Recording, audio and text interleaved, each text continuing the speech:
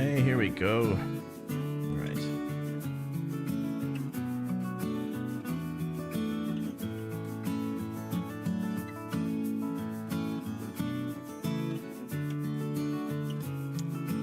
Okay.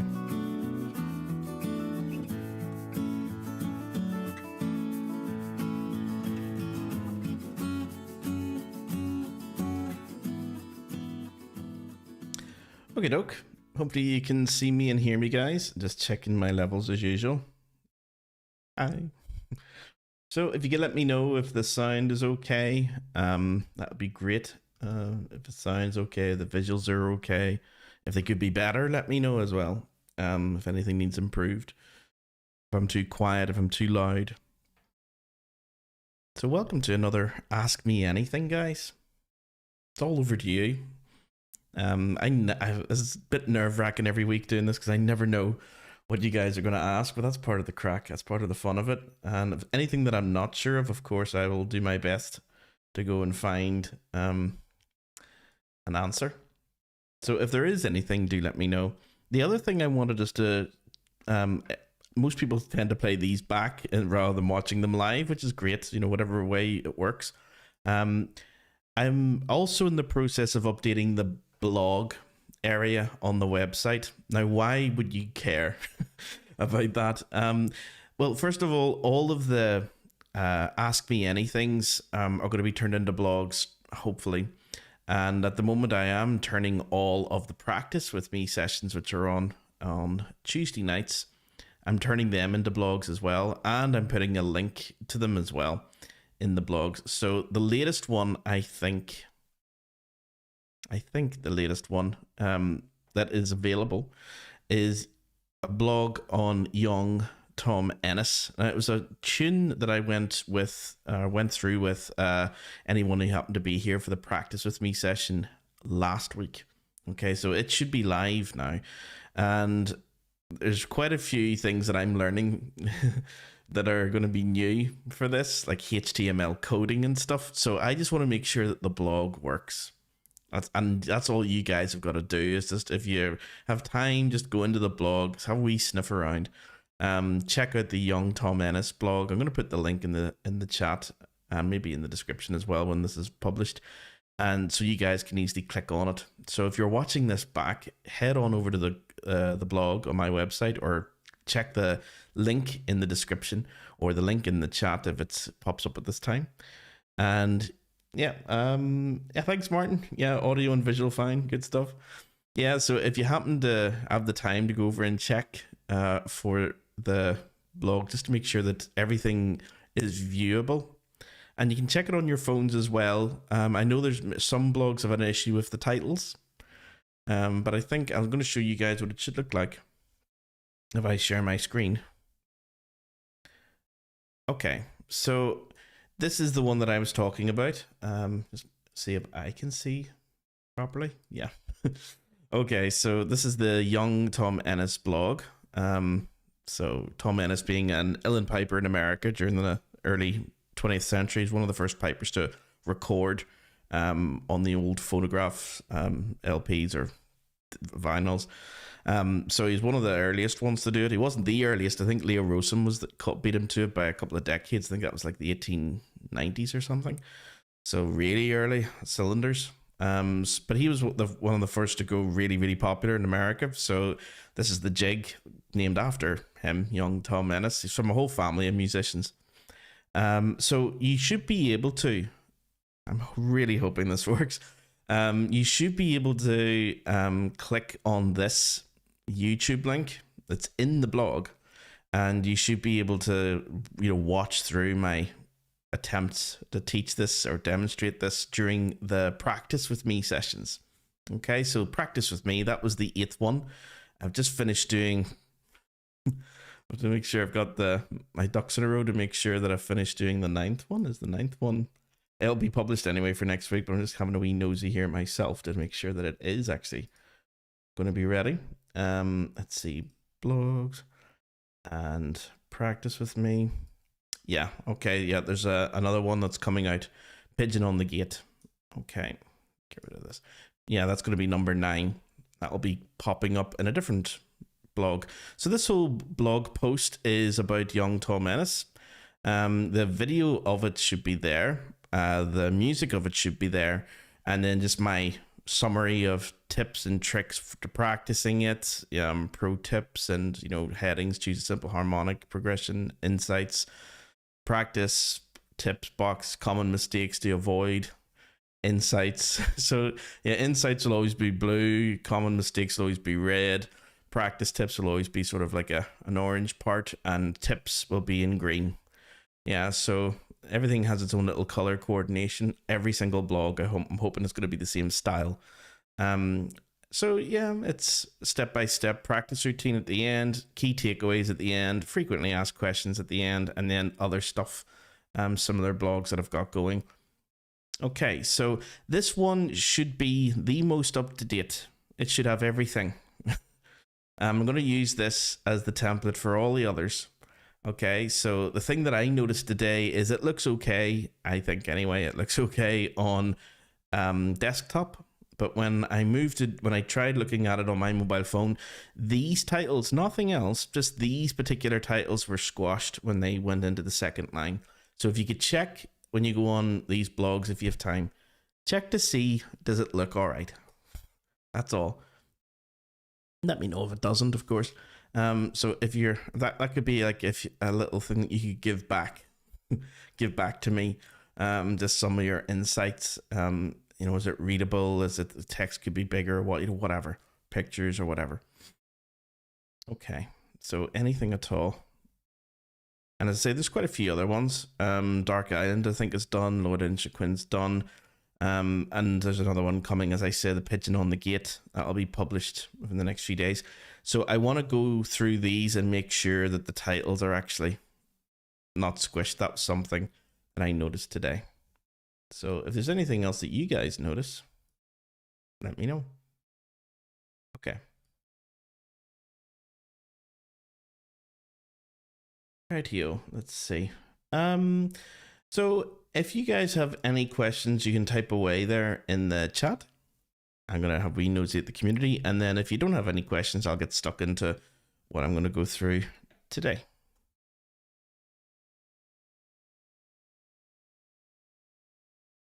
Let me see if I can find the chat. There we go. I'm just going to open up a new window, actually. That might be easier. Okay, let me see.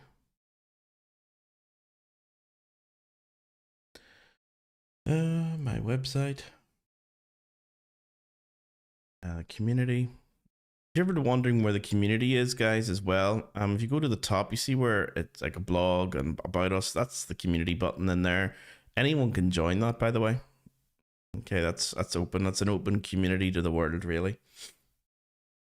It does tend to be mostly my music students, but anyone can come in and join it. It's a wee bit buggy sometimes. It just takes a while.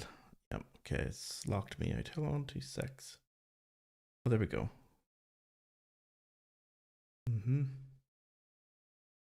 Oh, Martin, that's just reading through your comments there too.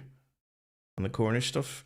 Yeah, I'm still working my way through this. The book. So I always have it here all the time now. So yeah, I'll have to sort of figure out accompaniments and stuff, and have a listen a bit more. I need to listen to more like of the stuff that you were sending, just to see like what sort of style is there. As you can see, I've got some of your videos that I'm going to be uploading as well. Those are the ones you sent. So yeah, I'll be pushing them onto the community too. But I need to listen to more to figure out, what is there a particular approach to how they accompany, or rhythms and that sort of thing, and because it is quite different rhythmically to the Irish trad stuff. The Irish trad stuff tends to be almost like a monotonous, riff or ostinato repeating pattern over and over for jigs. Whereas there does tend to be a bit more sort of variety because of the syncopation, I think, in Cornish tunes, and also some of the more unusual time signatures. Yeah, so I'm just going to double check to make sure this works.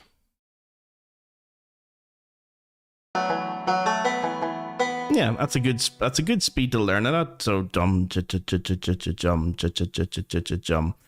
Okay, that's the first thing. I've got the tempo. Spare no expense, huh? Jum. Let me just go ahead a wee bit just to see quality wise. I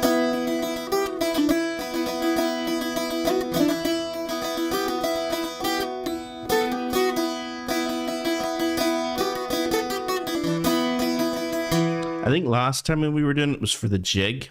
Yeah, young. Yeah, it's not as good as I want it to be quality wise. It is 1080p, but yeah, you can tell that my strings need changed, and they have been. So for my bouzouki class tonight, you guys, you're going to be hearing my new set of strings. That's going to be nice. Okay, so quality-wise, it is a wee bit fuzzy here and there. I stupidly forgot to wear my black. I always wear the black, by the way. So if you ever noticed that, guys, I've always got these black shirts on. And the reason being is that it makes it a lot easier for like my hands to show up like if I'm playing whistle, or for the bouzouki to be a bit more in focus.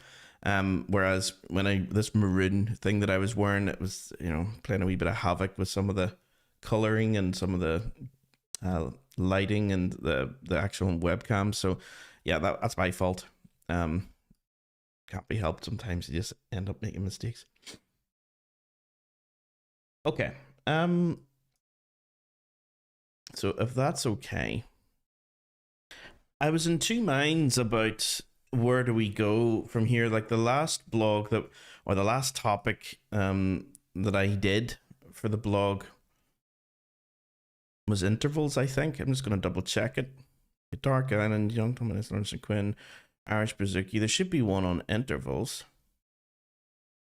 Note more.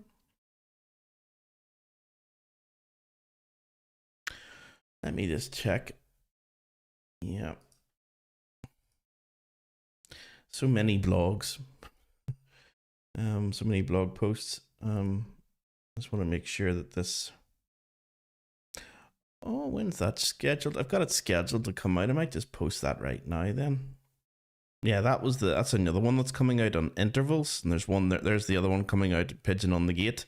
So yeah, it's updating quite frequently now. In the past, I was only doing maybe one blog every week or two, sometimes every 2 weeks, mostly every 2 weeks. Now it could be the other way around. It could be 2 blogs every week. So keep a wee eye out, guys. This will be, you know, adding more and more and more as time goes on. Let's have a wee look see at this just to see what we covered last time. Preview it.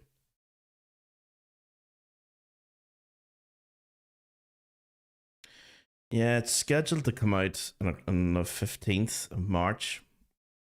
Might just bring that forward because I've got another one coming out, you know, and it's just they're beginning to trip over themselves a wee bit. Okay, yeah, so this was how to calculate intervals. That was a heck of a session. So that's it all summarized there. And I might even put the video up there as well, like understanding intervals, how to use them for chords and stuff. Okay, so that's going to come out as well.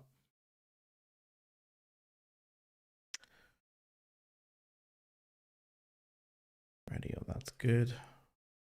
It's good to go.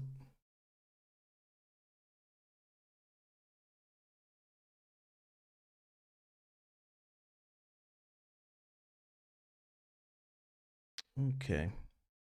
The topic I was going to look at today, guys, was going to be on chord progressions.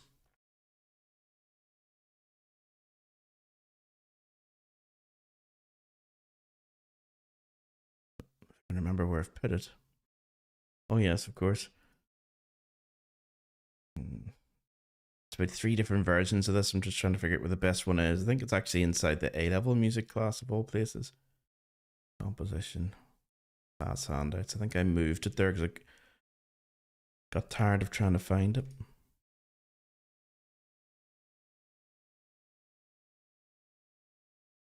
Yeah, these are the chords here. And all of this will be summarized into the blog as well. So, you know, if you need any of this stuff, that's those. No, not modulation. Where was it? Oh, I'm on it. Right, it's those 3 handouts that I need. That's what I want to go through tonight. We're probably not going to have the time to go through all of this. Come to think of it, I might just keep it straightforward, simple stuff, and leave the more advanced stuff. A diatonic, yeah. We'll do the simple stuff this week, and then we'll leave the more advanced stuff for next week. Unless you guys have any questions, I'm always keeping an eye out here just for the chat in YouTube. So if there's anything that you guys want to go over in particular, do let me know. Okay. Gonna check my levels as well this week, and then we'll leave the more advanced stuff for next week. Okay, yeah, my levels are all right for once. I'm getting better at this. I believe it or not, I am. Mightn't feel like it, but let's see. Okay, summary of diatonic chords already over. Let's figure out what we're talking about before we get into it. What do you mean by diatonic? Well, it just means belonging to the key, belonging to the scale. Okay, diatonic, it's in accordance with the scale. The opposite of diatonic is chromatic. So if you've ever heard of a musician saying things like chromatic chords, chromatic notes, they're talking about the notes that don't belong to the key. So usually when you look at a piece of music, if you're looking at a written piece of music, if you start seeing notes, accidentals written down in the music itself, like sharps and flats and little natural signs, those tend to be chromatic notes. Okay, if they're not part of the key signature. So don't think that all flats and sharps are chromatic. You know, if they're part of the key signature, then obviously they're diatonic, they're part of the key. But if you look at the music and you are scanning through it, maybe 20 or 30 bars of music, and you start seeing sharps and flats appearing in places, then those could be considered chromatic notes. Okay, so we're going to keep it simple this week though, and just stick purely to the diatonic. And as we go through this, if you have any questions, just let me know. I'll bring up the piano while we're at it. Two minds about the way to do this. Should I do it with? I'll do it with only. Yeah, let me see. I'll just do it with a treble clef. There we go. Make life a bit easier. And also give me a bit more room, will it not? I just do that. No, okay, it doesn't. Oh, well, I was hoping for a bit more room. Well, hopefully you guys could see that. I'm just cautious that my big head isn't in the way. So yeah, just I'll do it maybe just a wee bit higher. Okay, there we go. So the diatonic harmony, these are all the chords that exist in the key of C major. We're going to keep it the C major, guys, just to make it easier to talk about, so we don't have any key signature at all. We do have a key signature, but there's no sharps and flats in it. Okay, C major doesn't have any sharps or flats. It's completely blank. I suppose you could think of it as completely neutral. So on the piano, that's just your notes.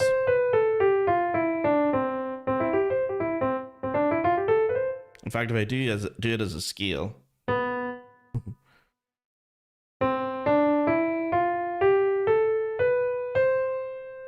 There we go. C major scale, or if you're using the modes, the Ionian mode. Okay, so the Ionian mode, that's what jazz and trad musicians would call it. Well, most of the time. So C major is probably, for any of you who went through music theory or classical music training or any sort of pop music training, you'll probably have heard of the major scale and the minor scales. The C major is probably the first one that most piano students will learn, because it's just basically every white note on the piano between C and C. Okay, so low C and high C. Each one of those can have its own chord. Okay, so C, the first note of the scale, can also have a chord. C major in this case. And all of these chords are going to be triadic. They're based on thirds. So think of like triangle for 3 sides, triadic for 3 notes, 3 signs. So there's a third between C and E. Okay, so we're missing the D. And there is a third between E and G. and we're missing the F between them. Okay, so that's triadic harmony when you build your chords on thirds like that. The more you go into jazz, you'll start seeing like things like another third above. That's a minor third above. That's a B flat. So you can see the way we're adding the 7th above C, and then you can add the 9th as well. So it gets quite, jazz harmony gets quite complicated, but it's mostly triadic based on thirds.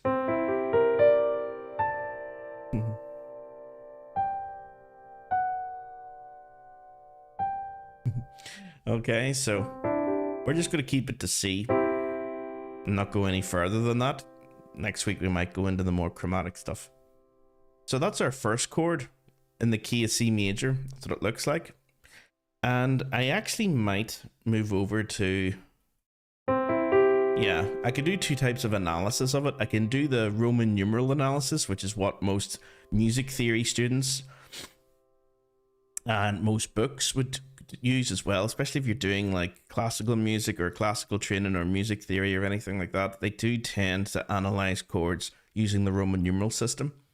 If you are trained in pop music and in jazz music, they tend to do a different analysis where they just describe the chord itself, not its function. They just say this is a C major chord.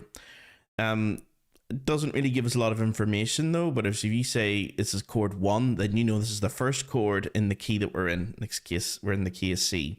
This is chord 1. And it's capital. So you can double any of those notes once you've got that figured out. So, or even, so I've got 1, 2, 3, 4 C's.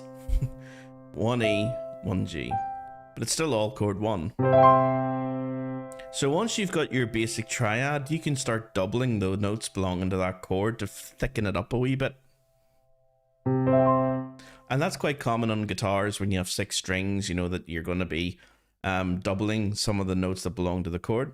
For any of you bouzouki guys, most of the time it goes the other way. You're into like just power chords because you only have 4 courses, you only have 4 separate pitches really, so we tend to be a bit more limited. Sometimes we can get the full triad out. That happens actually quite frequently. I shouldn't say sometimes, quite frequently, but it's hard for us to do more advanced harmonies than that, whereas in the guitar you can get quite advanced harmonies into the sort of jazz guitar stuff. Okay, so each style has its own advantages. So that's your chord 1. Chord 2, if you just move up from C to D. Chord 2 is a minor chord, so we're using lower case Roman numerals for the minor chords. So it's capital for major chords and lowercase for minor chords. So you would say in the key of C major, chord 2 is a minor chord. Now for some students that sounds a bit weird. You think we're in the key of C major, surely every chord should be a major chord. No, not necessarily. The main chords will be major, but the secondary chords will be something else. So your main chords are 1, 4, and 5. Those are your major chords. They help tonicize the key of C major. They make C the tonic, the key. So those are the main chords, your chord 1, 4, and 5. But chord 2, 3, and 6, as you can see, are all lowercase Roman numerals, so they're going to be minor chords. So D is our first one, first minor chord. If I go up to chord 3, it's also a minor chord.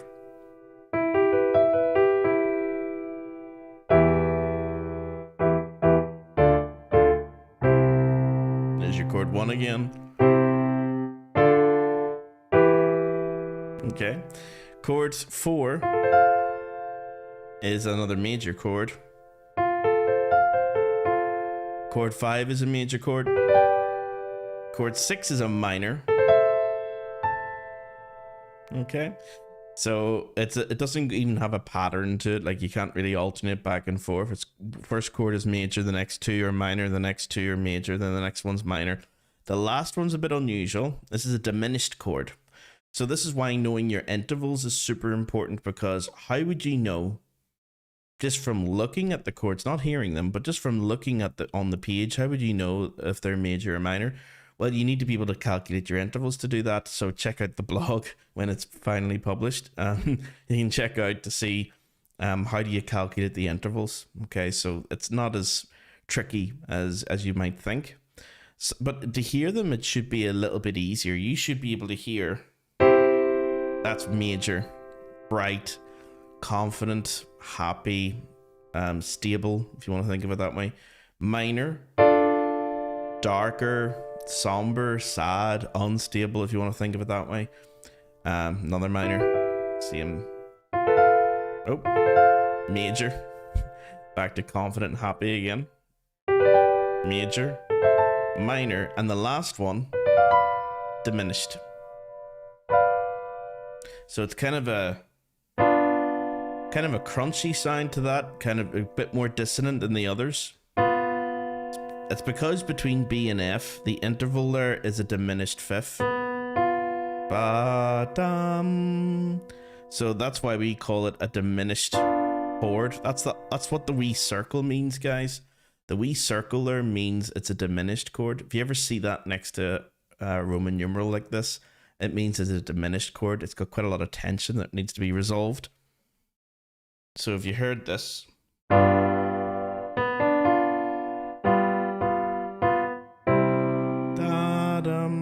that's very common in classical music, to have those diminished intervals resolve in opposite directions. So the B wants to go up and the F wants to go down. So this diminished interval wants to go there.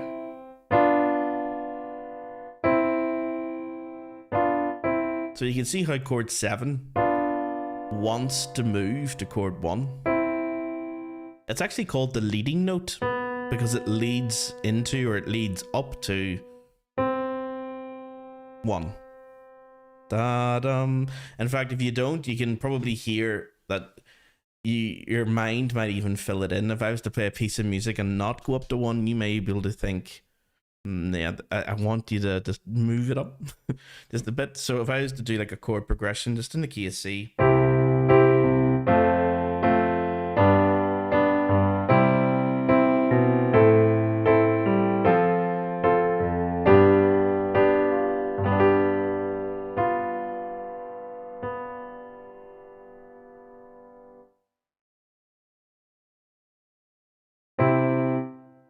yeah, so it definitely sounds unfinished. Okay, so that's the leading note chord, or chord 7. Okay, so have a wee look out for that when you are listening to any of the tunes that we're playing in the bouzouki, or indeed if you're doing music theory. Anytime you're using chord 7, chord 1 should be pretty close by. It's usually the next chord. Usually it's flanked, actually, chord 1 to chord 7, then to chord 1 again. Okay, so it's a very strict rules, I suppose, in strict classical music theory, which includes the Baroque period. There's only special times you use chord 7. Okay, so much dissonance in it. In fact, because of that dissonance, let's go back to jazz analysis, B diminished, they tend to push the chord upside down. Like that. To get rid of that diminished fifth in the outer parts, they put it into inversion. So instead of playing it in root position, where the root of the chord is the lowest note, they put it into first inversion. So now the B's up here. Still a B, D, F chord. It's still a diminished chord.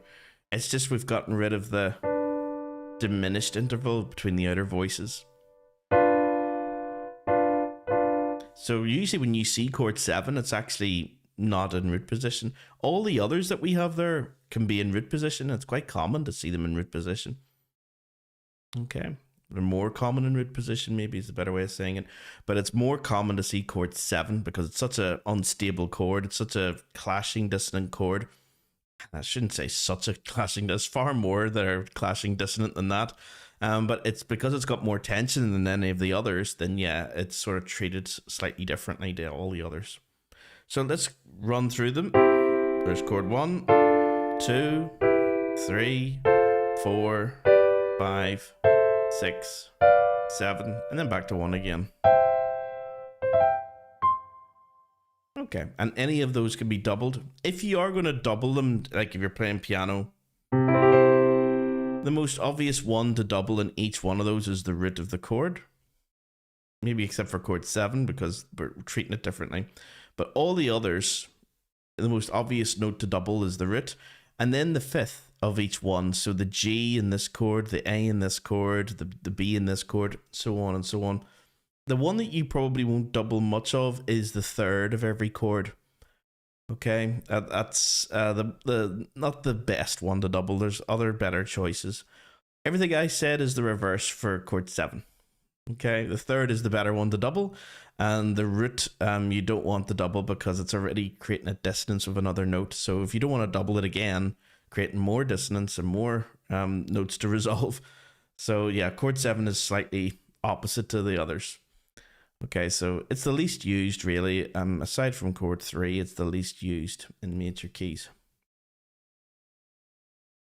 Okay, so if that is the diatonic harmony in the key of C major, where do we do most of the inversions? Is not all chords are just going to be root position chords, you know, 1, 4, 5, 1, like I was playing.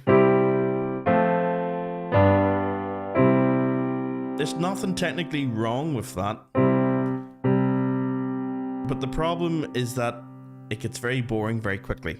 So to have some variety in music, composers put inversions in, okay? And the most common place you guys will see that are over chords 1, 5, and chord 2 as well. We're not going to really use chord 7 that much, but 1, 5, and 2. So if you're going to put something into first inversion, you'll see that we're using the letter B. This is the most common way to do it in Ireland and in Britain, okay, using letters A, B, C. Don't even use A anymore in the olden books. The books that I studied, Walter Piston stuff. It was 1A and 2A and 3A. You know, you could put A's next to all of these, but they're so common root position chords that we just don't bother. Okay, so you can see that in some of the old books where they do use letters, Roman numerals, and you know, Arabic letters, or Roman numerals and letters, and then you can start using numbers as well. So it gets quite complicated if you're using, you know, Arabic and Roman and English and Latin. You know, you're using 3 different languages to describe chords. So we're just going to stick to the 2. Okay, so. Yeah, 1B means chord 1 in root, or sorry, chord 1 in first inversion. So it's still a C, E, G chord. We're using the same notes. We're still using C, we're still using E, we're still using G for each one of those. But now E will be our lowest note. Okay, the G and the C can really be anywhere. They don't have to be this close. But as long as E is somewhere in the lower parts. Let me bring up the piano again.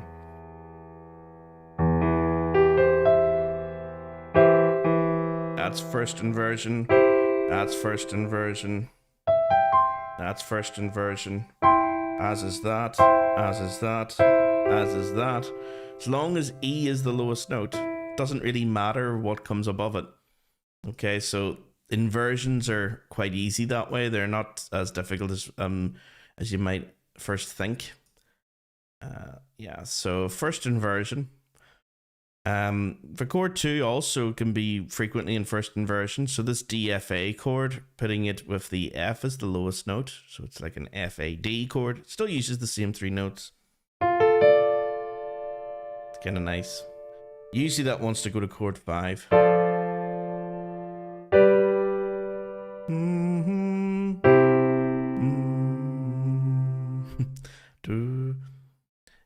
Okay, so first inversion chord 2s and also first inversion chord 5s. That's the next most common first inversion chords. Don't get me wrong, you can have any of these can be in first inversion, but these 3 are the most popular. Definitely the most popular out of all of them. So 1B, 2B, and 5B. Chord 1, first inversion, chord 2, first inversion, chord 5, first inversion. So yeah, using the letters is easier to analyze. Second inversion chords are nowhere near as common, guys. So if you're playing stuff in trap music, it's quite rare that you'll be using second inversions, except for drones. Okay, so that's the only exception, really. You'll be, and in classical music, they're quite rare for the Baroque and classical period as well. In the Romantic period, they're far more common. For jazz, depends what the acoustic bass is doing. Usually in jazz and in blues music and in rock music, the bass guitar is taking care of the root of the chord, and then the pianos or the harmonic instruments, guitars and stuff, are rhythm or lead guitar, are taking care of the rest of the chord. So usually the bass guitar or the acoustic bass or whatever is doing the lowest note in every single one of these. So in second inversion, it depends on what your bass player is doing, I suppose.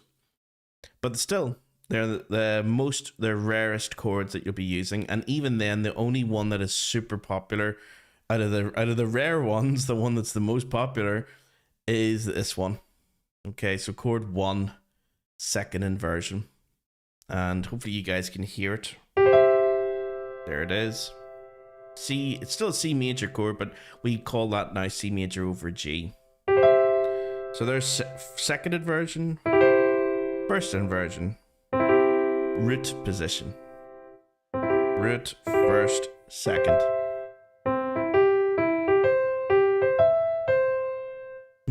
Okay, so that's how I hear it in my head, like the wee Mozart tune. Very common coming up to the end of a piece, a cadence, or the end of a phrase, you know, when you have like a couple of chords that signify the end of something or the start of something coming up. That's called a cadence. Think of it like music punctuation, like commas and full stops and question marks and exclamation marks and stuff. It's the same thing in music. This is the end of something. So if you were to play something just in the key of C again.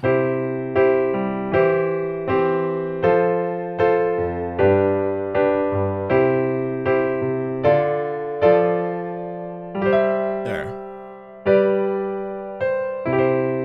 So that's chord 1, second inversion. So C, E, G, look at all the G's that I've got. G, G, G, and C and E.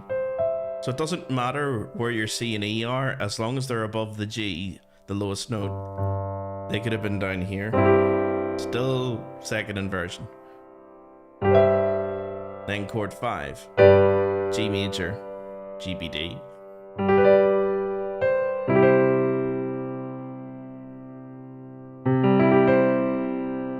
Okay.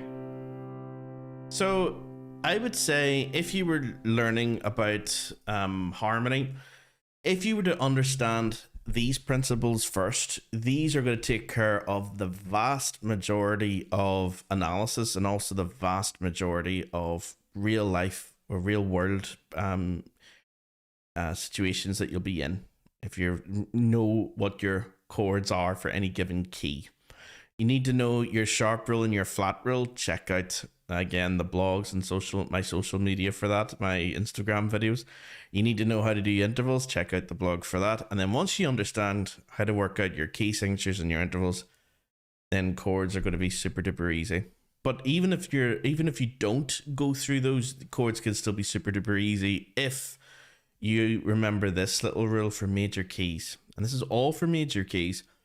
Chord 1, chord 4, and chord 5 are always major chords in major keys. And chord 2, chord 3, and chord 6 are always minor chords in major keys.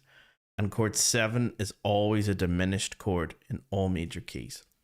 So regardless of what key you're in, if we did all the same thing in the key of, let's do the key of E major, 4 sharps, you should see when I do the analysis next door, chord 1 is capital, chord 2 is lowercase, chord 3 is lowercase, chord 4 is uppercase capital, chord 5 is uppercase capital, chord 6, oops, chord 6 is minor, and chord 7 diminished. And that's in the key of E major. You'll see the analysis on this side is exactly the same for every major key. It won't change. So you should probably learn that if you're serious about, you know, accompanying or learning guitar or bouzouki, or if you're into, or even piano. Knowing for every single major key this pattern is really helpful, because it means when you're going into a key, especially a major key that you haven't played in before, you can sort of over time get very quick at working out all the chords that you need and what quality the chords are. Are they major? Are they minor? Are they diminished? Okay. So once you've got all that, what's the next step? Once you've got all this information about the chord qualities for all major keys, what can you do with this? Well, underneath here is a little spaghetti junction of chords, all the chords that we were just looking at. So this is chord 1, chord 2, chord 3, chord 4, chord 5, chord 6, and chord 7. And I've even put in the inversions. There's our 1B, our 1C in blue, and there's our 5B in red, and our 5C in blue, and there's our chord 2 in red.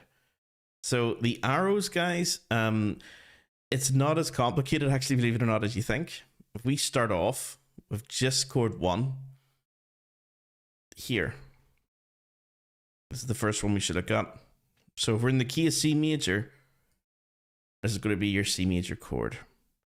And I've got a big thick line coming out of it because it means chord 1 can basically move anywhere. So if you're composing a piece and you're starting off with C, C can go anywhere, like a queen on a chessboard within reason. It can go anywhere. So it's the only one really out of all of them that has a different direction of travel to get you out of chord 1, go anywhere. But nearly all of them are heading towards chord 1. Some of them aren't going there directly, you know, they're going there through other chords. But there's sort of this left to right travel to get home, to get back to the chord 1. Okay, so that's where everything's trying to go. Here is what you would call the dominant group. All of these chords in here, chord 5 and its inversions, and chord 7. In fact, if you look at chord 7, guys, you'll probably find that in the key of C major, chord 7,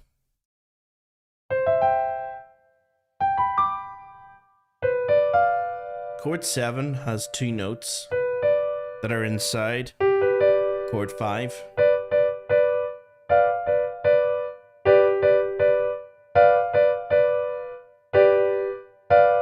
So they're very closely related. 2/3 of the notes belong to the same chord. So chord 7 and chord 5 are kind of interchangeable that way. And the other 2 chords are just chord 5 inverted first and second. Oops. G over B, G over D. So that's called the dominant group. Chord 5 having a special name, the dominant. It's going to put Dom. Dom's purpose in life is to get back to chord 1. And all of its inversions to get back to chord 1. And even chord 7 to get back to chord 1. The leading note chord to lead up to chord 1. Those guys all want to go to chord 1. Doesn't mean they always have to in a piece of music. There's no composer who sits with this in front of them, you know, on a wall, and they must follow where these arrows go. It's not like that. These are just the standard progressions, the most popular, or if you're lost, where do you want to go? If you follow these arrows, you can't go wrong. So that's your dominant group. The group that comes before it is the predominant, or sometimes called subdominant group. Your 4, your 2, your 1C, and your 2B. Its purpose is to get to the dominant. Okay, so all of these guys want to go to these guys. Chord 4 can go to 7. It can also go to 5, and any inversion of it. 2 can also go to 7 or 5. 1C can usually goes to 5, and 2B usually goes to 5. And even chord 6 here can make its way around to chord 5. Nearly everything wants to go to 5. There's more chords going to 5 than going to 1. 4 can also bypass this group and go straight to chord 1. That's special because chord 4, remember that chord 4 and chord 5 and chord 1 are your primary chords, the chords that establish the key. So 4 has a special privilege being able to go to chord 1. 2 doesn't really, 1C doesn't really go to 1, and 2 again doesn't really go to 1. there's nothing to say they can't. There's no rule that says you must not, you know. But if you're trying to write in the style of like classical musicians, or if you're trying to sort of accompany like in trad music and you're not sure where you're going, these are good rules, guidelines to follow. Good guidelines to follow. Okay, so that's your tonic, that's your dominant grip, this is your subdominant grip. 3 and 6 are kind of outside of it, although chord 6 does tend to move quite a bit to chord 5. It can also go to 4, it can also go to 2, and it can also go to 1C. So there's a lot of places 6 can move to. 1B also likes to go to 4, likes to go to 2. 2 sometimes likes to go to 1B, going upwards. The one that's least used, guys, is this one, chord 3. The reason being is actually quite logical when you think of it. There's chord 1. Okay, C, E, G. There's chord 3, E, G, B. So again, there's 2 notes that are already shared with chord 1. Okay, so there's 2 notes that belong to the chord 1, and the one that doesn't, the B, is the leading note that wants to go up to 1.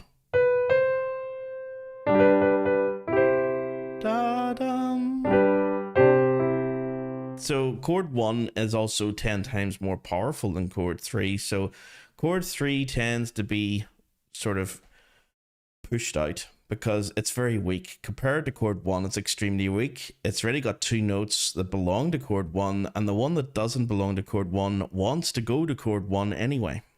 So 3 is the least used key in major keys. Or sorry, the least used chord in major keys. Okay, so you won't see many chord 3s. Same is true to be said in jazz music, guys, and the same is true to be said in pop music and trad music. Chord 3 in major keys, rarely used. In fact, in a lot of jazz, you could get away with like just doing 2-5-1s quite frequently, but obviously there's more to it than that. But it's sort of 2 to 5 to 1 is like a standard progression. It's like and for classical music too, and for trad music, it is like the most basic chord progression. To something from this group, moving to something from this group, moving to chord 1. And the most obvious one is 2, going to 5, going to 1. The reason being is that each of those chords is a fifth away from each other. So if you were to play, let me see, is there any way I could do this? Let me see. If I was just to get rid of that top part and then just move this down. There we go. Okay. That's chord 2, chord 5, and chord 1. But you don't move that way, you know. You don't just move, you know, root position chords jumping all over the place. It'd be something like this. So do you see how 2 is falling down to 5? 5, 4, 3, 2, 5. So 5 places. And then that moves 5 places. It's called a circle of fifths because it forms a circle when it goes back on itself over time. So you could do something like, let me see, 3, 6, 2, 5, 1. And it works the same actually, circle of fifths, guys, for any chord that's a fifth away from each other. That works in minor keys too. Like one of the ones I was showing one of my piano students recently was, if I play that piece, let me see. I think it's actually an octave higher than that. Let me see if we can do it.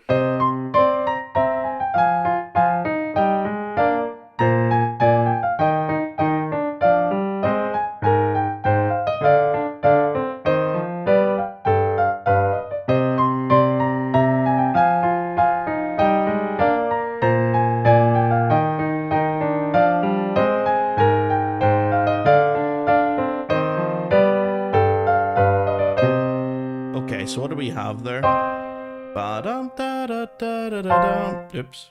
See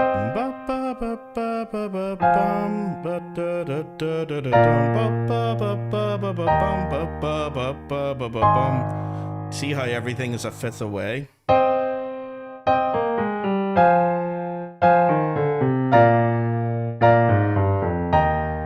Five, four, three, two, one. At some point, you need to break the pattern to get back to the original key. So it's quite common after that length of time in classical music to go back to chord 1 by a little trick. So 5, 4, 3, 5, 4, 3, 2, 1. 5, 4, 3, 2, 1. 5, 4, 3, 2, 1. 5, 4, 3, 2, 1. Now you're expecting 5, 4, 3, 2, 1, but what you get is diminished chord 2, this case. 5,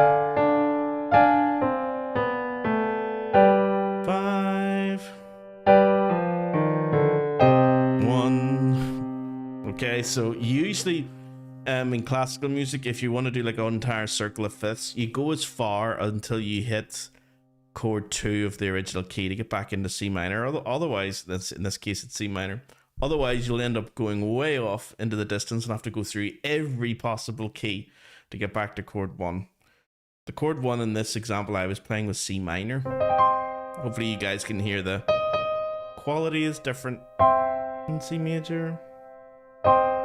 Still the circle of fifths. 5, 5, 2, 5, 4, 3, 2, 1.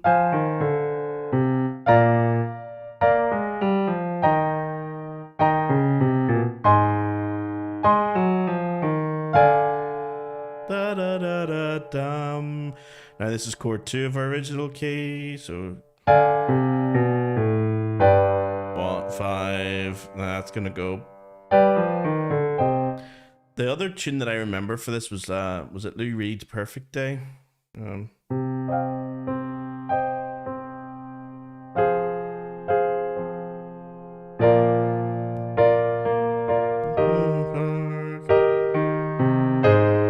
then later when we go home.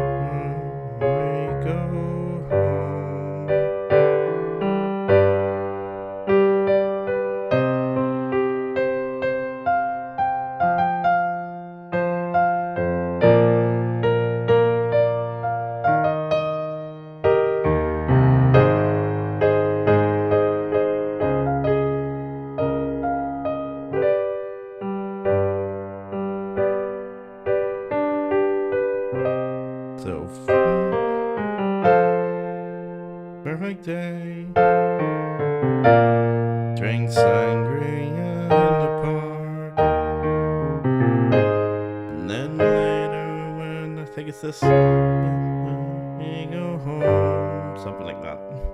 Anyway, it's mostly a circle of fifths, but that is the thing when it comes to working out these chords. After a while, you start seeing patterns everywhere in music of all types and genres and all periods of history in different places around the world. It's the same pull towards this, spaghetti junction.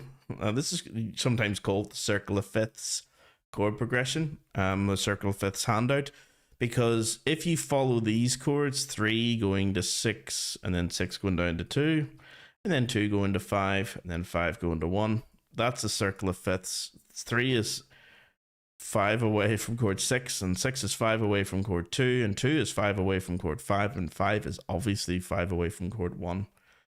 So there's a fifth of distance between each of these chords. In the key of C major, if I just bring up the piano. So let's do chord 3. So this is chord 3, an E minor chord, so we're starting here. And then we're going to chord 6, which is an A minor chord. There we go. So that's 5 away. And then we're going to, from here to chord 2, which is a D minor.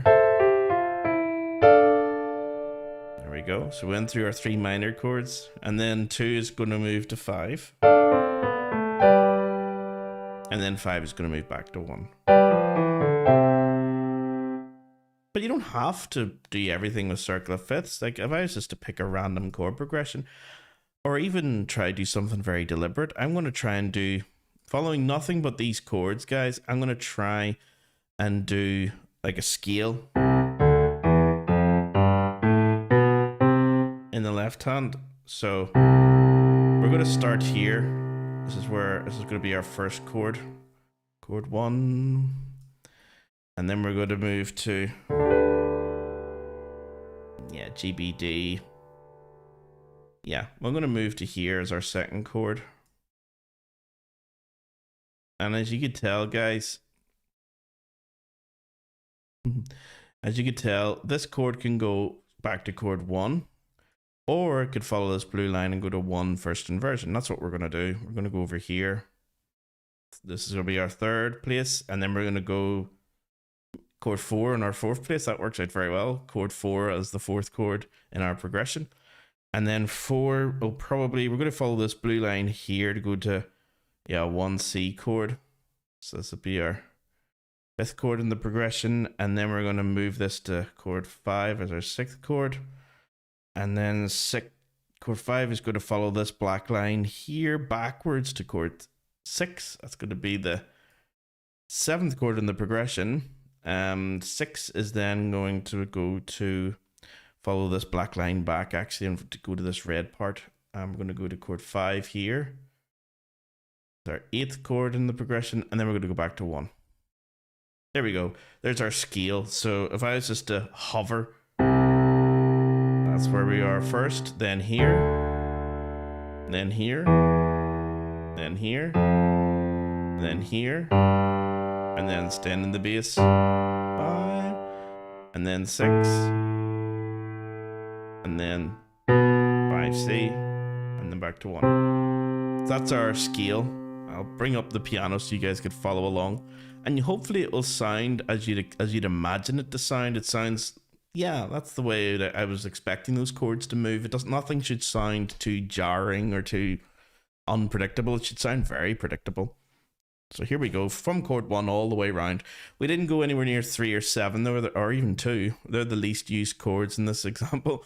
But 2 can be used in your circle of fifths quite frequently, or 2, 5, 1 all the time if you're playing jazz. So only 3 and 7 are the least used. 2 is just unfortunately missing this time.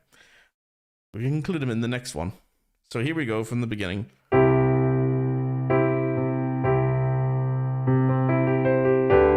That's your 5C. We're down here now.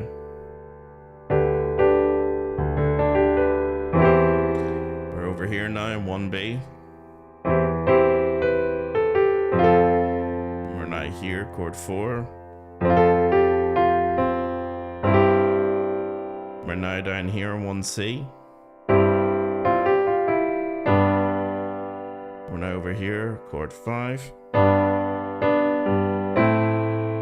We're now over here, chord 7. Oops, I don't want to move that too much. And then we're now going to our 7th chord. This is chord 6, this chord. We're now moving over here, 5B.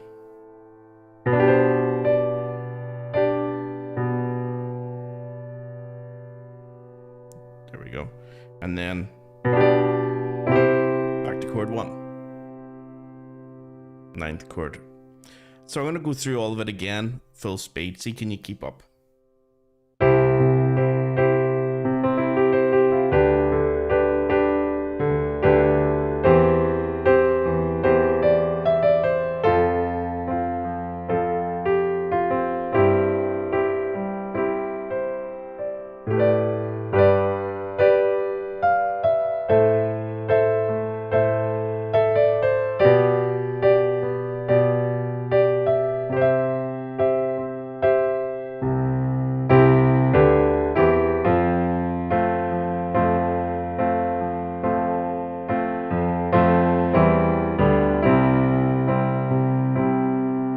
That's just doing the first 4 chords fast.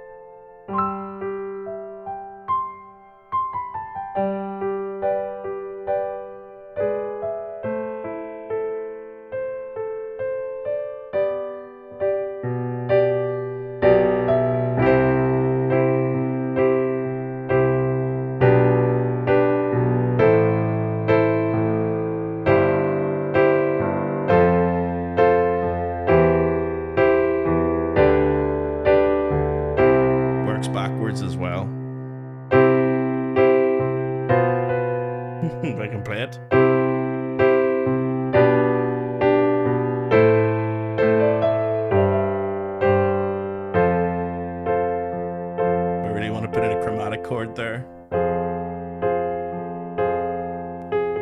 There's your chromatic chord. Remember we were talking about notes that don't belong, but they sometimes sound nice. There's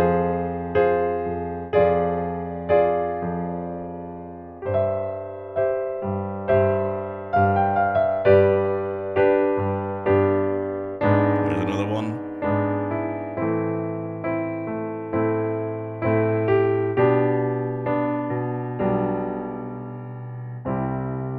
Now, of course, it doesn't have to be so plodding all the way through. You can add in little, I suppose, what would you call it? You can add in like different textures and accompaniment patterns. So it could be something as simplistic as this.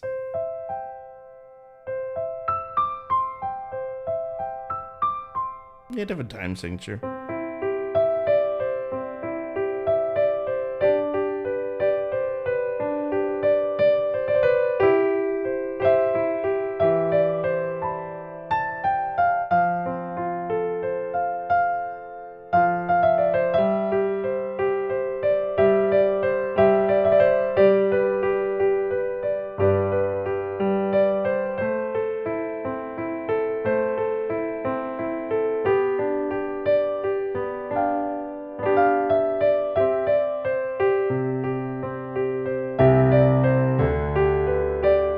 Now, instead of using chord 5C for our second chord, you can interchange that with chord 2 if you want.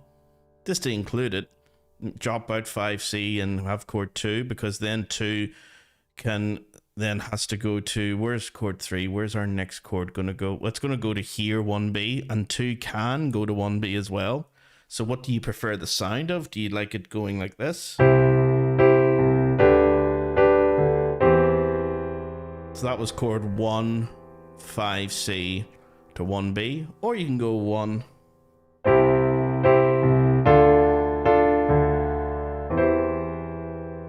So do you prefer having like a minor harmony or a major harmony? I prefer the major one, but the minor one sounds nice sometimes too. Now if you do it really super quick,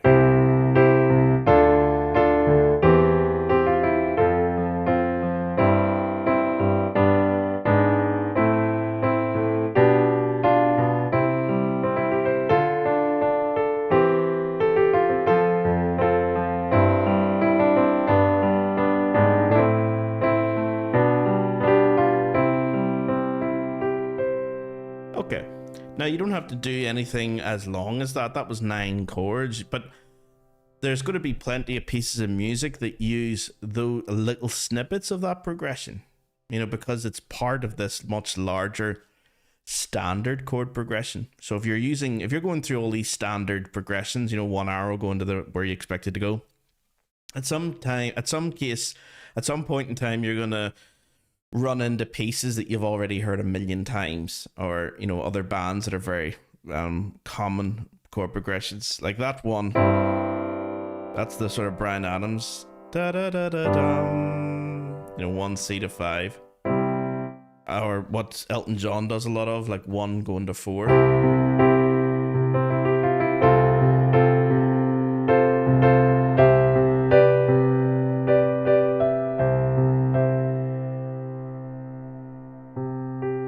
Trying to remember the piece that does that, actually. This is the thing.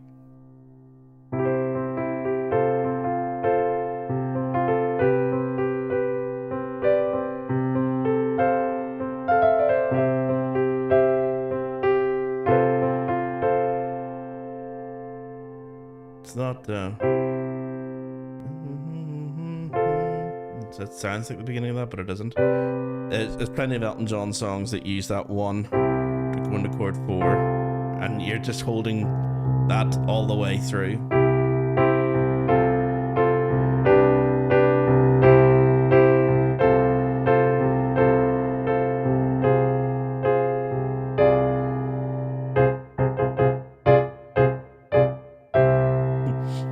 Okay, so yeah, there's loads of chord progressions that you'll hear using nothing but this. I say to any of my students who are doing music theory, especially if they're going on to do more advanced stuff like grade 6, 7, or 8 theory, learn this.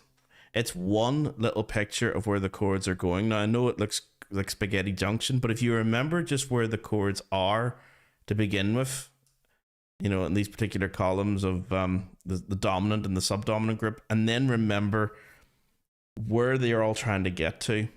Okay, the easiest one to do, first of all, is just the ones in black. Add the red and blue inversions after, but know where chord 3, 6, 4, 2, 7, 5, and 1 are, because everything else is built on that. Everything else, all your chromatic harmonies are built on it, all your inversions are built on it. So remembering where your chords are in this little graph can really help, especially if you're an accompaniment player for chordal, like a chordal accompaniment player for piano, guitar, bouzouki, whatever. And it's really handy to know. Okay, let's see. Just get rid of that. There's a nicer version of it.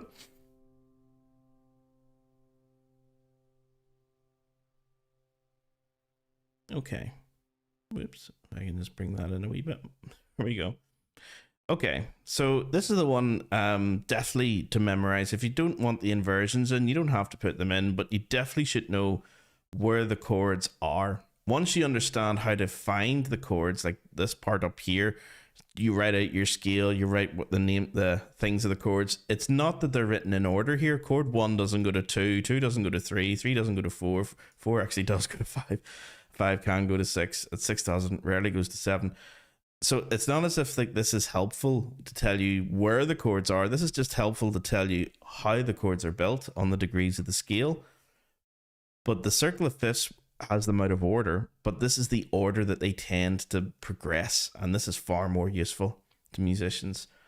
I've got an arrow here going between 5 and 7, but more often than not, 5 just takes over chord 7. It's not as if you hear 7 move into 5. It's not a huge change in sound, you know, when it goes like this.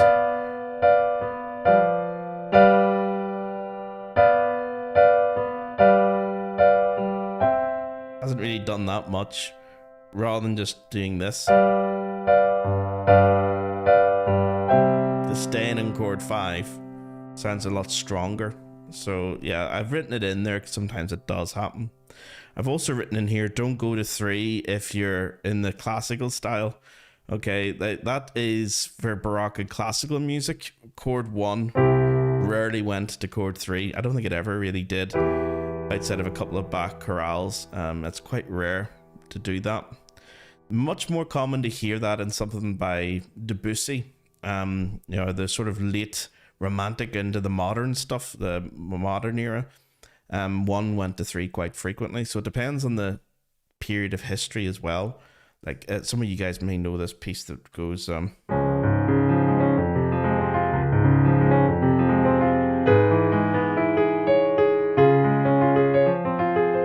1, 3.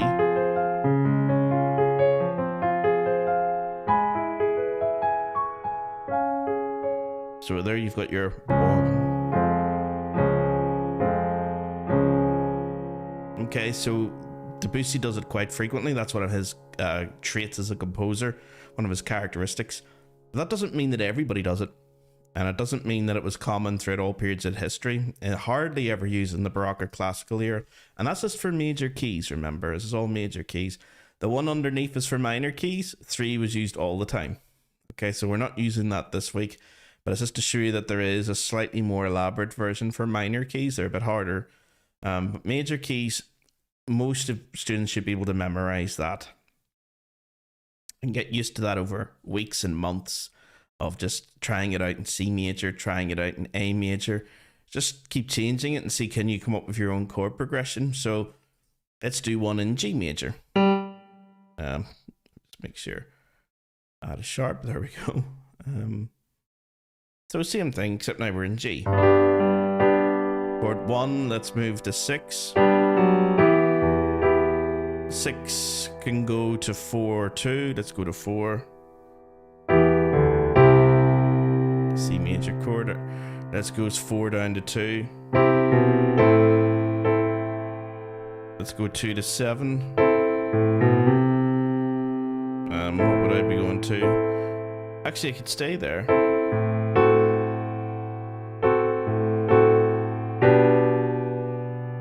chord 1B, chord 4, chord 5, chord 6, chord 3, chord 4, chord 5, back to chord 1,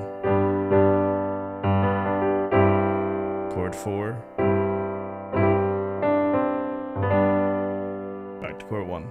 So you can see how it works in any key. It doesn't really matter what your starting chord is. If you're unsure where to go, this is a good little guide. Standard chord progressions, not all pieces. I'll keep saying it because there's always someone who'll, like, you know, say, well, what about this? Well, I hear this, or, you know, in the pieces I love by this band, they never do that. So yeah, there are loads of exceptions. But the standard chord progressions are these ones. Anything that follows these arrows. Okay. I will put that in the blogs as well, so you guys could see that. And I'll be up with this video. Hopefully I'll get the videos embedded as well into the blogs. But yeah. So if there's anything that you're not sure about, do let me know. I can go and I can explain that a wee bit better. This is about 6 or 7 months of music theory all squashed into like an hour. So you do need to be able to work out what your key is. That's another class, like your sharp and flat rule that I can go over. If you need me to go over that, that's no problem. And once you understand how to work out your sharps and flats key signatures, then you need to use your intervals. You need to identify your intervals. That's how you know when a chord is minor or major or diminished. Then once you're able to work out your chords, then you can put them into chord progressions like this, or graphs or tables or whatever like this, to make it easier to sort of help you find where you want to go in the music. And then that's when you really start composing. So it's starting off with key signatures, get you to intervals get you to chords, and then chords get you to chord progressions. And that's kind of the foundation for harmony. There's entire modules in music degrees all over the UK and Ireland that are devoted, entire modules in music degrees that are devoted just to fundamental harmony, like this, like the basic sort of stuff, harmonic progressions, because once you understand it, you're actually able to hear it as well, and like come up with your own stuff, analyze things, learn them faster, play along with other people who start, say they're in the key of C major. If you have this in your mind of where all the chords want to go, and you're not sure where the music's going to go, if you have this in your head, you're pretty, you know, you've got a good solid foundation to back you up of good choices where you want to go, and you're not just sort of, you know, winging it on the fly, you know, every single time. There's nothing terribly wrong with that either, because it improves your listening skills, your critical listening skills very quickly to make sure that the chord that you've chosen gels with the melody that you're trying to accompany. But if you come pre-armed, like with a bank of, you know, standard chord progressions, you know, it's going to sound halfway decent no matter what. As long as there isn't like 10 guitar players and you're all doing something different, it's going to sound halfway decent. Okay. Anyway, that's all I wanted to cover. I won't go into the chromatic stuff this week, guys. It's just too much to handle. That's more than enough. More than enough. Let's see, can we find some pieces that do it? I just come out of that. Close tabs. Let me see. We'll deal with modulation another time. That's changing key. How do you get from C major into G major? How do you move from one key into another? That's called modulation. So that's a whole handouts devoted to that. And in fact, I've got entire classes devoted to that. If I go over here into music theory and harmony, you know, there's basic modulation. It's loads. Yeah, in fact, even the grade 6 you don't have to do it, but I included that in as well for students who are doing grade 6 theory. There's a whole thing in there about modulation as well somewhere. It should be for, yeah, pivot chord modulation. Yeah, so there's lots of wee things in there we can do. Okay. Let's see if I can find. It's probably in harmony.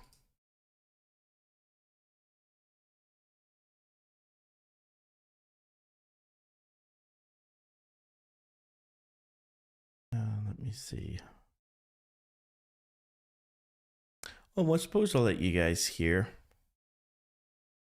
Let's try it out in some exercises to see can you hear it. One of the ones I use for my online teaching for training up students' listening skills or oral skills is Harmony Cloud. It's a great wee app, this one here. So it's been able to hear it. So the great thing about this app, this was designed for jazz musicians to improvise over chord progression. But what I use it for is actually more just basic training of hearing those chords. So if we go into practice and we go into recognizing chord pitches, let's choose the chords. We've got in the key of C major, C, F, and G, which is our chord 1, 4, and 5. And we've got D minor, E minor, A minor, D minor, E minor, A minor. So our chords 2, 3, and 6. And we could also include our diminished chords, but as you guys may be able to see, if we do that, this is the only one I want, but there's a couple of chromatic chords in here that I don't want. So we're just going to leave the diminished out of it and just use these 6. See, can we identify these 6 chords? We're going to keep them all in root position, but we can, if you wanted to make it harder for yourself, choose other chords. Can you hear it in first inversion or second inversion? But we're just going to keep it in root position. And then this little app will generate some chords for us just by clicking that button. I have no idea what's coming up. Well, I know that it'll start though actually with chord C, and I know that it ends in chord C. I have no idea what the intervening chords are. So can you hear the chords by listening out to that bass? So you need to be able to sing a scale in your head to be able to do this.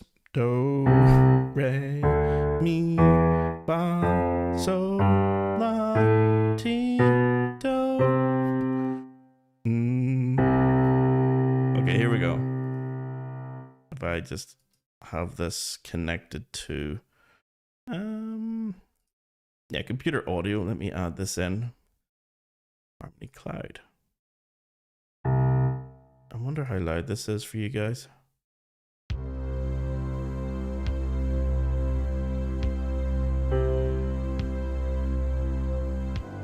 Da da da ba ba ba bum.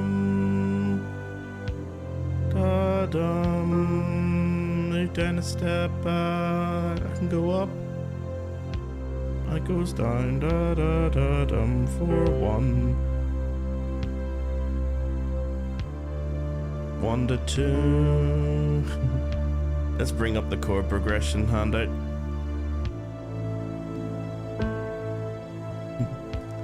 Dum. Back to. Let me see. 2 back to 1. So if I bring up, I think we were using the A-level version of this. Let's see, can we bring up that handout again just on circle of fifths? So I'll keep this open just so you guys can see both of them side by side. And nearly every single chord progression they should choose here, it's just a machine choosing it. It should follow these parameters here. You should be able to sort of find most of the chords by how these arrows move.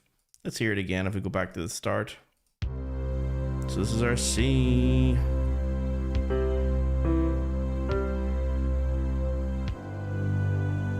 Dum, G, B, D. 5 is moving to 4. 4 is moving to 1.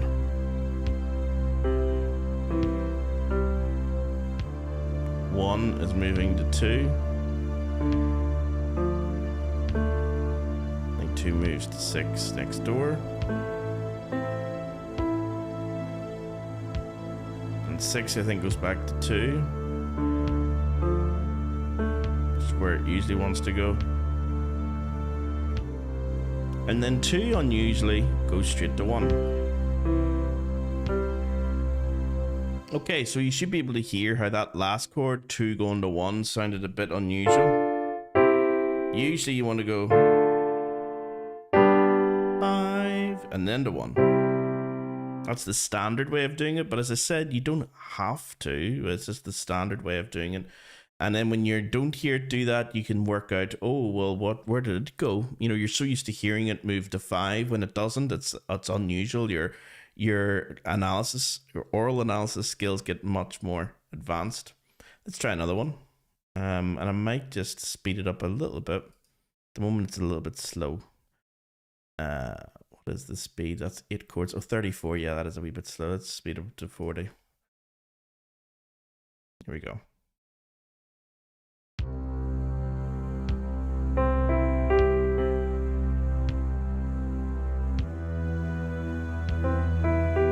Ooh, 3. 2. It's a very unusual chord progression. Well, 2 to 5 isn't. Just went to 5. 5 to 1 is.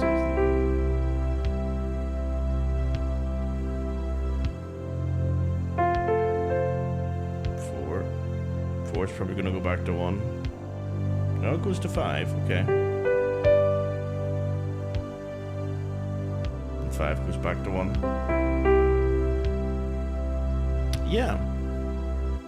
So unlike the previous one where the ending was a bit unusual, this time it's the start that's a bit unusual. It goes from 1 to 3 to 2. That's very unusual. 1, 3 to 2. That's if I got that back from a student, say doing grade 6 harmonization or something, doing grade 6 theory harmonization, I'd say that's probably not what you're going to expect to see in like Baroque music or trad music or blues music. It's a bit unusual. But everything after that was standard. It then went 2, 5, 1. Then it went 4, 5, 1. Very standard. So let's hear it again. And I'll play the chords. That's our chord 1, 3.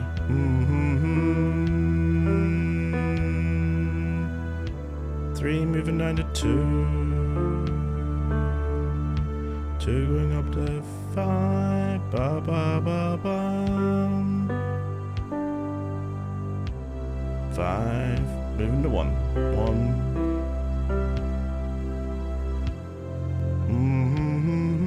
4.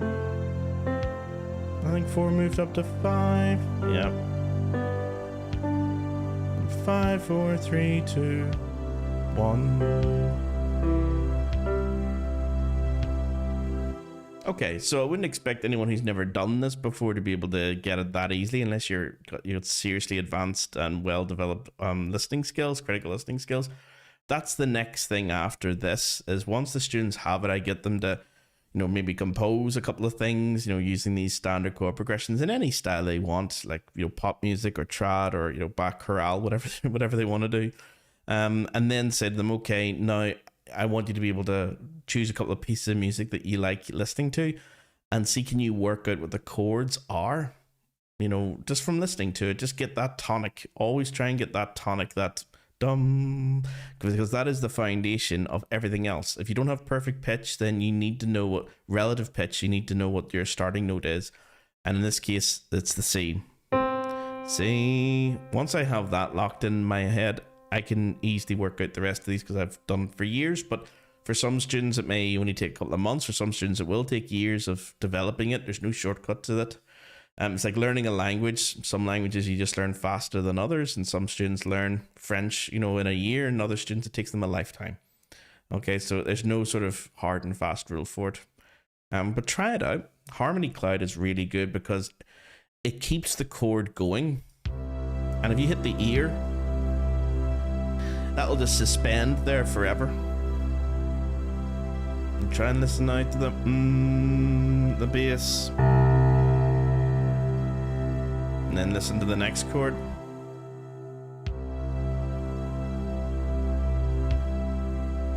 Okay, so if we go back to the start, let's see, can we hear?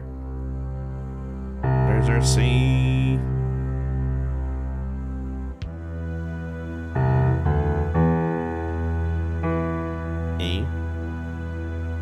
The next one, da dum,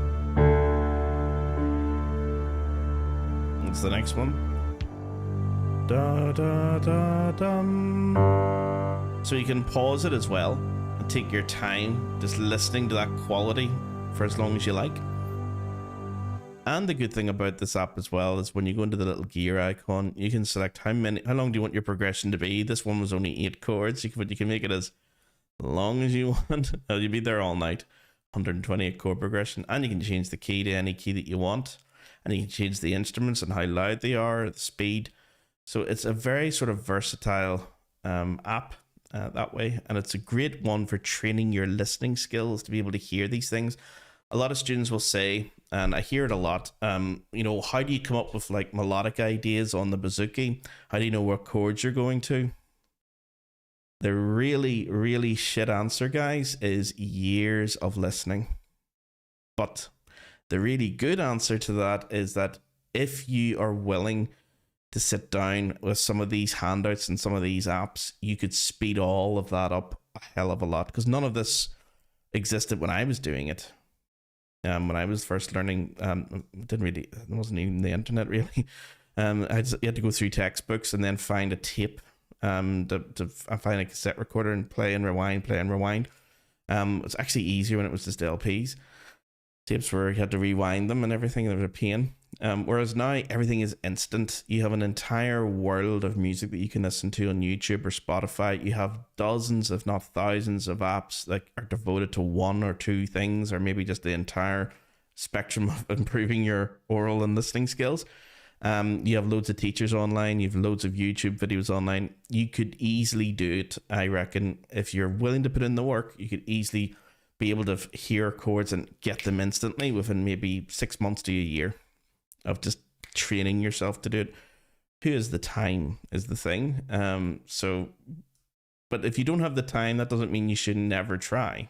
You should, you know, okay, I don't have the time to do it in a year, but I'm going to take my time at it and enjoy all the other things you're going to learn along the way. Okay, so you could view this as like the end goal of being able to sit down and listen to any piece of music and instantly get the chords and their inversions and what chords they're moving to at any speed. That could be the ultimate goal.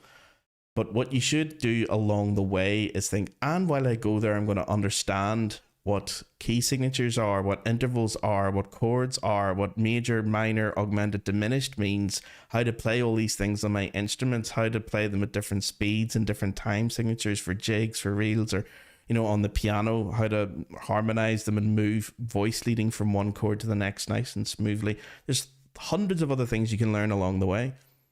So have this as the end goal, but yeah, be aware that there's a lot of other things you're going to learn as well as this when you start training your listening skills. And if you don't want to do the listening skills part of it, that's fine as well. But just be aware that when some of the times when you ask a question like how do you come up with certain things, that may be the answer you don't want to hear. Is you have to hear it in your head. Okay. Radio. Let's see. Oh, my. Did I just lose? I think I may have just lost my webcam. Let's see. Okay. Radio. Let's see. Am I back? I hope I'm back. My webcam, I think, just gave up for a wee second there. Okay. There you go. I shall put all of this in a blog, so you guys can have access to it. Let's take this off for a second.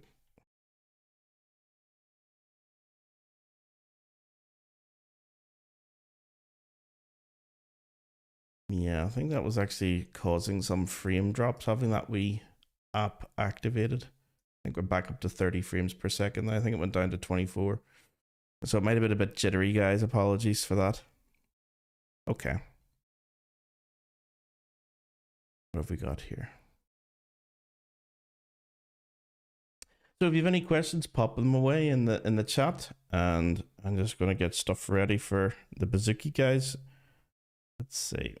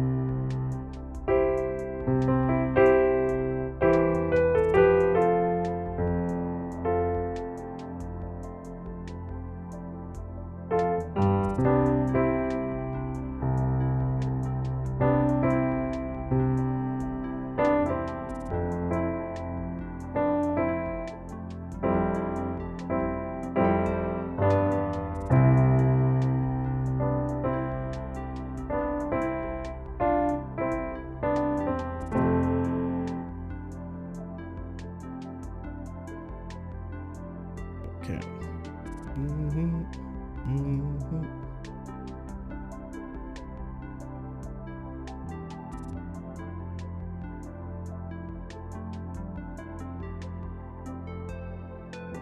Whoops. Oh, it's ready now.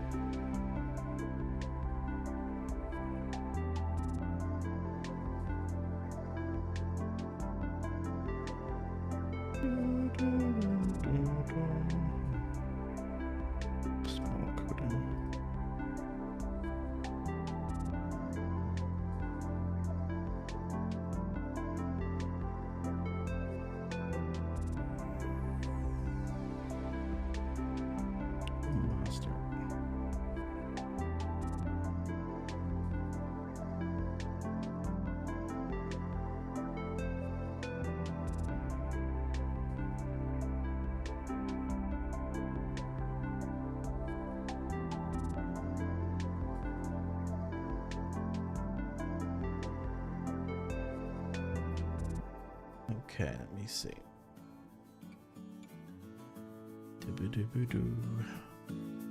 What key's up? I don't have perfect pitch. This is what I do a lot of to test myself.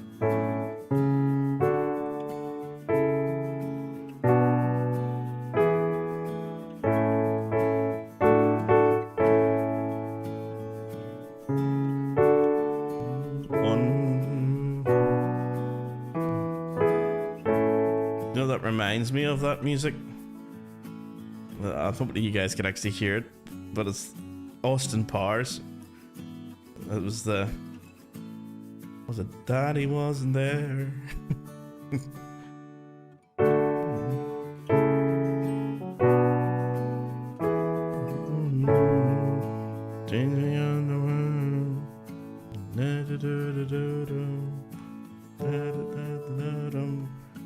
Guess he doesn't care. Okay. Let me fix this for you guys because this is the...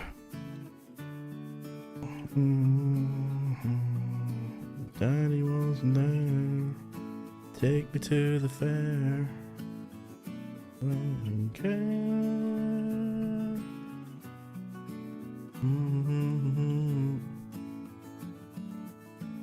I had to play Dark Island. I'm in the wrong thing. Okay.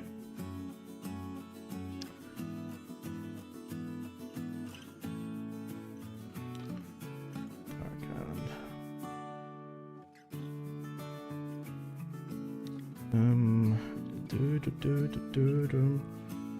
Okay, what's wrong with this one?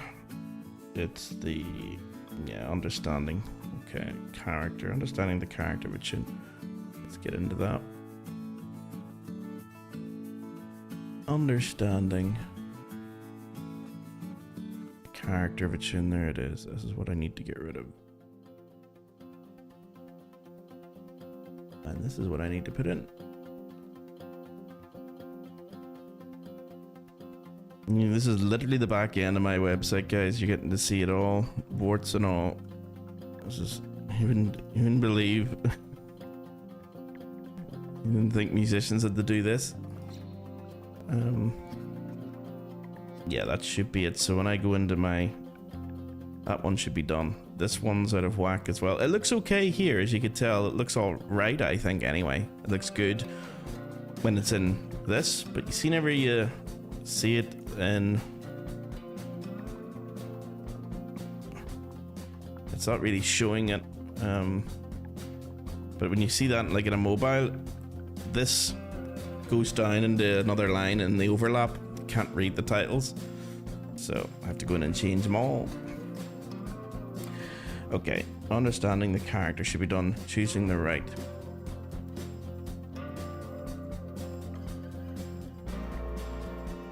Choosing.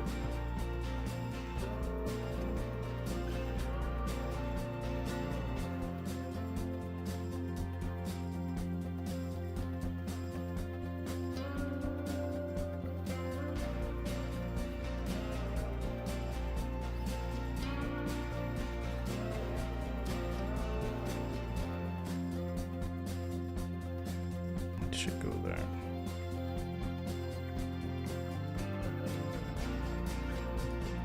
Cool. Okie doke. Just check to see if there are any more questions. I don't think so. I think we're okay for tonight. Radio. Okay, guys. So yeah, we'll leave it there for this week. Give my give some of my webcams a minute or two to cool down.